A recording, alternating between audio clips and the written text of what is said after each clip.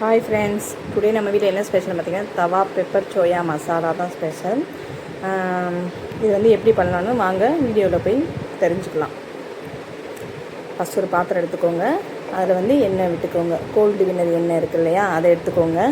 கொஞ்சம் எண்ணெய் அதிகமாக வச்சுக்கோங்க. கொஞ்சமாக மஞ்சள்தூள் சேர்த்துக்கோங்க. அதுக்கப்புறம் காஷ்மீர் சில்லி பவுட்ரு இருக்குது இல்லையா, அது கொஞ்சம் ஆட் பண்ணிக்கோங்க. அதுக்கப்புறம் சிக்கன் மசாலா இருக்குது இல்லையா, அதையும் கொஞ்சம் சேர்த்துக்கோங்க.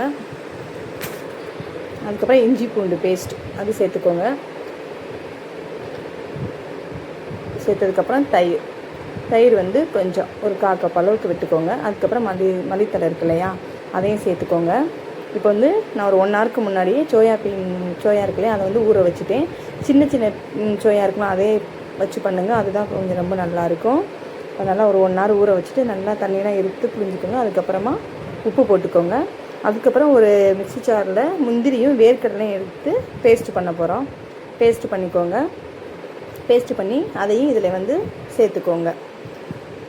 சேர்த்ததுக்கப்புறமா இதை ஃபுல்லாக வந்து மிக்ஸ் பண்ண ஸ்டார்ட் பண்ணுங்கள். நல்லா மிக்ஸ் பண்ணிக்கோங்க. தண்ணி எதுவுமே ஆட் பண்ணக்கூடாது. நல்லா மிக்ஸ் பண்ணுங்கள். மிக்ஸ் பண்ணதுக்கப்புறம் இந்த கன்சிஸ்டன்சிக்கு வந்துடும். பார்த்திங்கன்னா பார்க்கவே நல்லா இருக்குல்ல.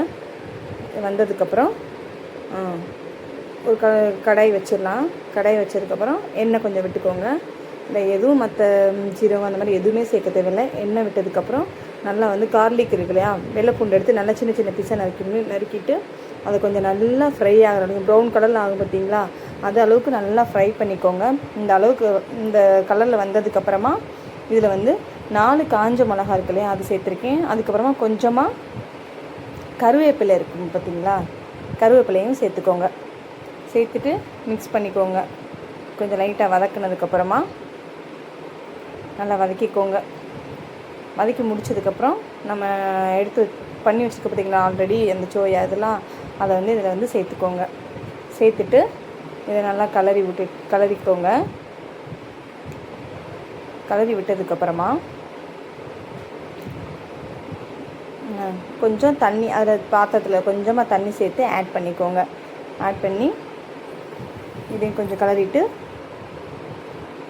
உங்களுக்கு வந்து உப்பு வந்து இப்போ வந்து செக் பண்ணிக்கோங்க. உப்பு போதுமா, இல்லை தேவைன்னா வந்து உப்பு வந்து நீங்கள் வந்து போட்டுக்கலாம்.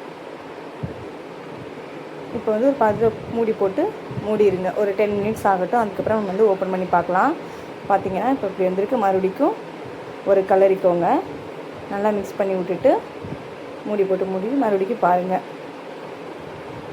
பார்த்தீங்கன்னா இந்த கன்சிஸ்டன்சிக்கு வந்திருக்கு. நல்லாவே பார்க்க சூப்பராக இருக்குல்ல. இதை வந்து நம்ம சப்பாத்திக்கு தொட்டுக்கலாம், இட்லி தோசை இந்த மாதிரி இது கூட வச்சு சாப்பிட்டிங்கன்னா சூப்பராக இருக்கும். இந்த மசாலா வச்சு நீங்கள் வந்து சிக்கன் பண்ணலாம், ப்ரோக்கோலின் இருக்கு இல்லையா, அது பண்ணிக்கலாம். இந்த மாதிரி இதுலாம் பண்ணிக்கலாம். இப்போ பார்த்தீங்கன்னா நான் வந்து தவாவில் வச்சு பண்ணனா, இப்போ வந்து ஒரு கடாய் எடுத்திருக்கேன். தோசைக்கல்லில் கூட நீங்கள் வச்சு பண்ணிக்கலாம். கொஞ்சமாக எண்ணெய் விட்டுக்கோங்க. எண்ணெய் விட்டதுக்கப்புறமா பெரிய வெங்காயம் 2 எடுத்து கட் பண்ணி வச்சுருக்கேன். அதுக்கப்புறம் 2 காஞ்ச மிளகா, கொஞ்சமாக கருவேப்பிலை இதை போட்டுட்டு, அதுக்கப்புறம் நம்ம ஆல்ரெடி பண்ணி வச்சுருக்கோம் பார்த்தீங்களா அந்த சோயா, அதை வந்து நம்ம இது மேலே சேர்த்து எல்லாத்தையுமே சேர்த்துக்கோங்க. ஃபுல்லாக எடுத்து இதில் வச்சுருங்க. வச்சதுக்கப்புறமா கலரி கொஞ்சமாக பெப்பர் சேர்த்துக்கோங்க. பெப்பர் சேர்த்து பார்த்திங்கன்னா இப்போ வந்து எங்கள் வீட்டில் பாப்பா இருக்கிறதுனால வந்து நான் கொஞ்சமாக பெப்பர் சேர்த்துருக்கேன். இதுக்கு வந்து ஆக்சுவலி பெப்பர் வந்து நிறையாவே தான் சேர்க்கணும்.